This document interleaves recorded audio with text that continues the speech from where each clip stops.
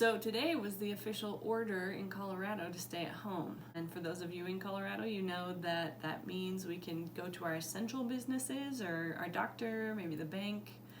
Fortunately for me, the drive-thrus are open because I love my drive-thru coffee and Chick-fil-A. But there's a lot of craziness going on out there. And I'm finding myself with a lot more time at home, and I was thinking, well, why not jump on here, record a little video, and share with the rest of you some of the techniques that I'm using not only for myself right now to manage some of the overwhelming feelings and stress that's going on, but also the things that I'm sharing with my clients that are really helping them out. So right now I'm seeing a range of emotions. So on one side you do have the panic, where there's all those anxiety feelings. It feels so overwhelming. There's a lot of fear. Am I gonna give this to somebody who's vulnerable? Am I gonna lose my job? And then a lot of people have kind of a mixed reaction. There's some fear, some awareness, but it might not really be hitting you, and that's okay too. So what I'm hoping to share with you today is one exercise that's basically in a broader category of exercises called containment exercises.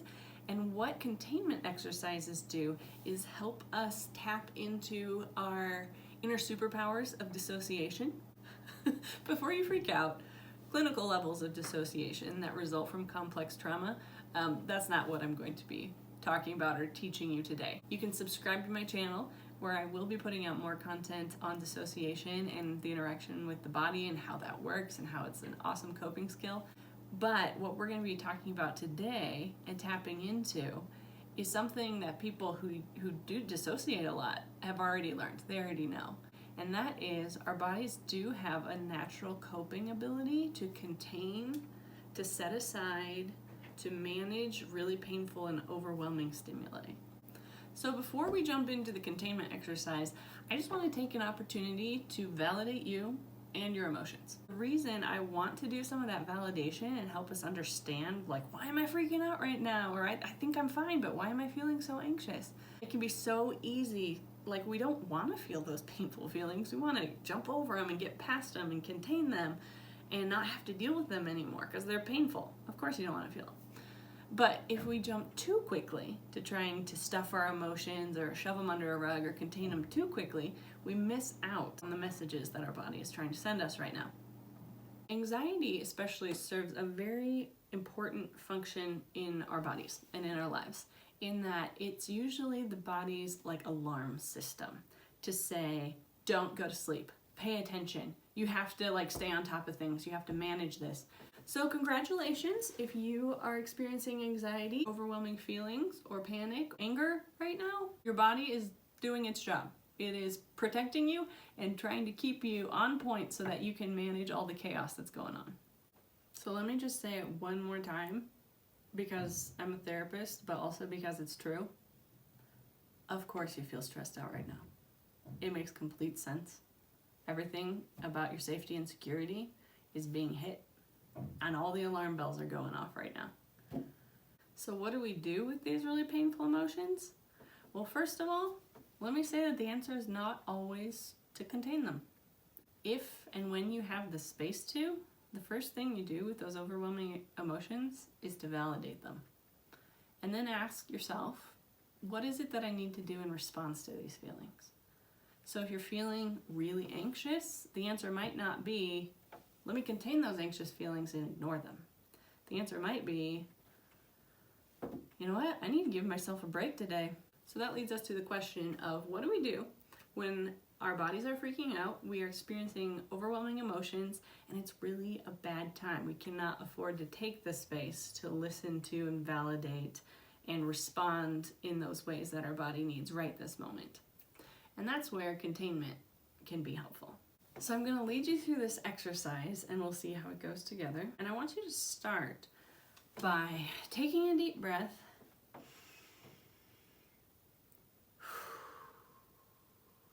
in through your nose and out through your mouth. And sometimes people like to close their eyes, sometimes not. Whatever feels most comfortable to you. But just see if you can get in a position, maybe where both your feet are on the floor, or just more comfortable. And I want you to start by thinking of the main thing that you are most stressed by right now. And It doesn't have to be a particular event or circumstance. It could just be a feeling. So whatever it is for you, just narrow it down to the event, maybe person, maybe feeling that you want to contain and not feel as overwhelmed by. And think of what that thing is that you've identified. I want it to take some kind of form. So it doesn't have to be logical. Some people say it's like bullets coming at me.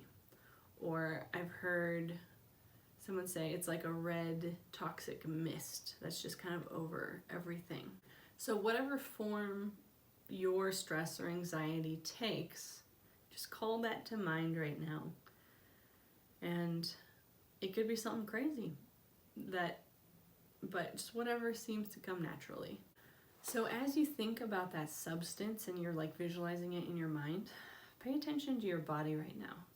And just rate from a level of 0 to 10, 10 being like the worst you've ever felt, and 0 being I don't feel anything, I feel great.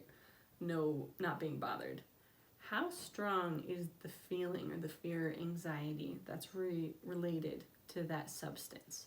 Like just note 0 to 10, how strong that feels. Once you've got that in your mind, is think of some kind of container for that form to go into, or that substance. What would that go into that would really seal it?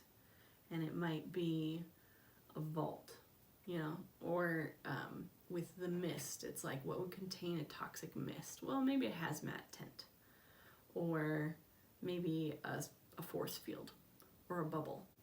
So whatever the container is that comes to mind for you right now, you can be creative, you don't have to be creative, just whatever seems like, this thing might start to contain that feeling, might start to contain that situation in my mind. And then I want you to think of the substance or form that the stressful thing took going inside of that container.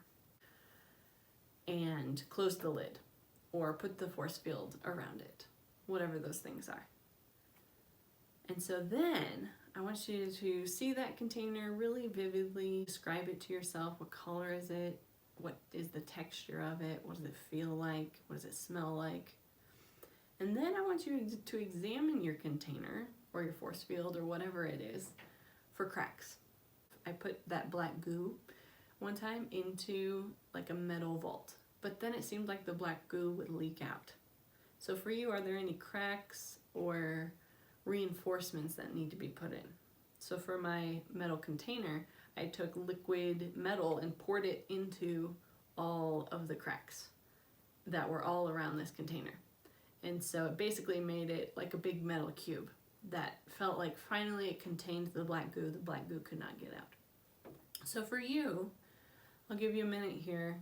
What kind of reinforcements need to be put in place around your container that will really contain that stress or whatever the form is that's inside of the box or the container?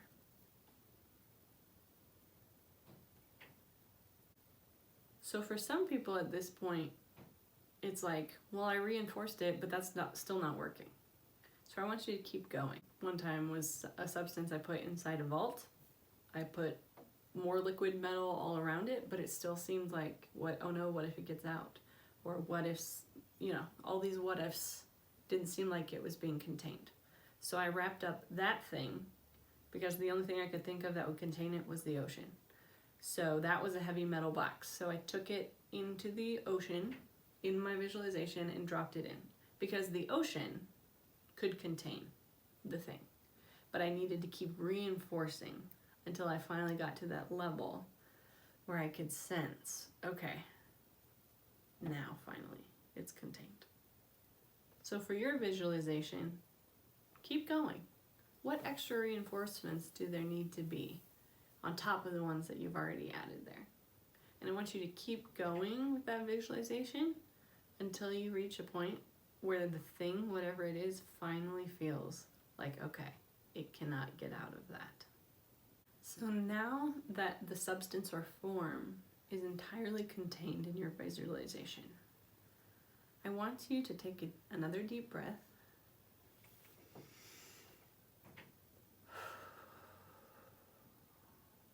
out slowly. And then I want you to check in with yourself again. How strong is that feeling now? Is it as strong as it was before? If so, you might need to go back to your visualization and keep adding reinforcements. Hopefully you found with using this containment technique that those feelings of anxiety and stress have really lessened. It's like, okay, whew, might still be there a little bit, but I'm feeling a lot better. I can manage this. So that is a containment visualization. So a lot of times this is where the containment visualization ends. It's like, okay, I feel better, I'm ready, I can move on, I can go manage and deal. But what I want to encourage you to do, when is the time in the future where I can give space to this need, where I can give space to this anxiety, and then I can validate it, listen to it, ask my body what it needs, and then respond to those needs in healthy, affirming, compassionate ways. Because again, the goal is not to contain it, throw it in the ocean, and never come back to it. But for stressors, we got to deal with our stressors. They don't just go away. And of course, I have to say this because I'm a therapist, but therapy can be an awesome way and place to do that. If you're in Colorado, I'm now doing teletherapy sessions, so you can feel free to visit my website and schedule a consult there. The consult is free. Otherwise, feel free to let me know if you have any questions, comments, concerns, or follow-up videos that you'd like to see. Stay safe, and I'll talk to you soon.